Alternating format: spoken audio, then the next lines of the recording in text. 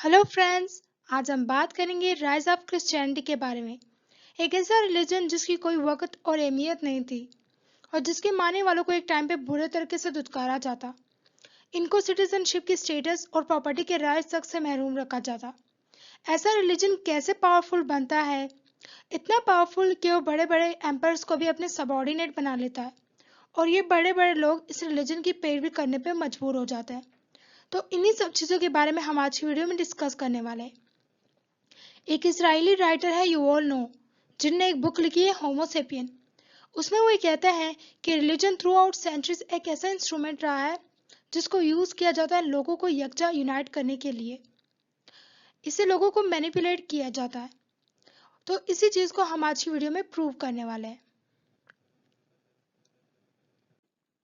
Friends, Christianity Jesus Christ से लेकर empire Galerius तक यानी 300 सालों तक बहुत ज़्यादा हार्डशिप बर्दाश्त करती है और इस रिलीजन के मानने वालों को इनके राइट्स तक से महरूम कर दिया जाता है। लेकिन इसके बावजूद ये रिलीजन फ्लरिश करता है और 4th सेंचुरी की बिगिनिंग में इस रिलीजन की इम्पोर्टेंस में बहुत ज़्यादा इजाफा हो जाता है और वेस्ट के मुख्तलिफ पार्ट से लोग पे दर पे इस रिलीजन में शामिल होना स्टार्ट हो जाते हैं।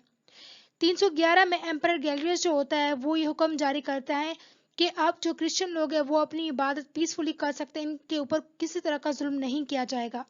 उसके चंद सालों बाद एम्पर कंस्टेंटाइन जो होते हैं वो क्रिश्चियनिटी को अडॉप्ट कर लेते हैं, उसमें कन्वर्ट हो जाता है। इसके बाद एम्पर थ्यूडाइडस जो होता है जिसने हुकूमत करता है रोम एम्पायर पर 379 से 395 तक, वो क्रिश्चियनिटी को ऑफिशियल रिलीजन करार देता है रोम एम्पायर का। लेकिन ट्यूडाइडस के इस एक्शन के पीछे असल में रिलीजन नहीं बल्कि पॉलिटिक्स था। रोम एम्पायर को चर्च की जरूरत थी क्योंकि चर्च इतना पावरफुल हो गया था, उसके पास ये एबिलिटी आ गई थी कि वो रोम एम्पायर के लोगों को यकजा कर सके। और एम्पीरियल एडमिनिस्ट्रेटर के लिए बहुत डिफिकल्ट हो गया था कि वो इतने बड़े एम्पायर के लोगों को एक ही फोर्स के जरिए कैसे यूनिफाई कर सके।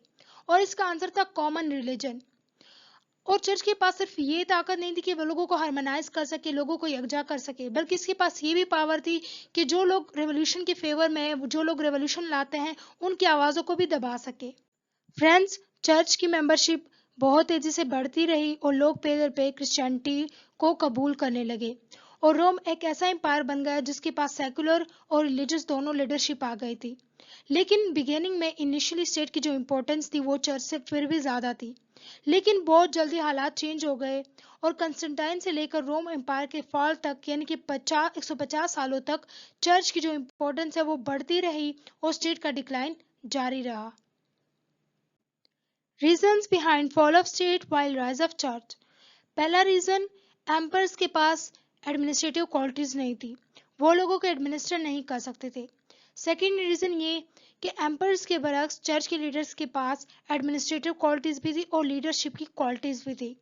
तीसरा ये कि क्रिश्चियनिटी लोगों को होप और सोलेस का जरिया थी।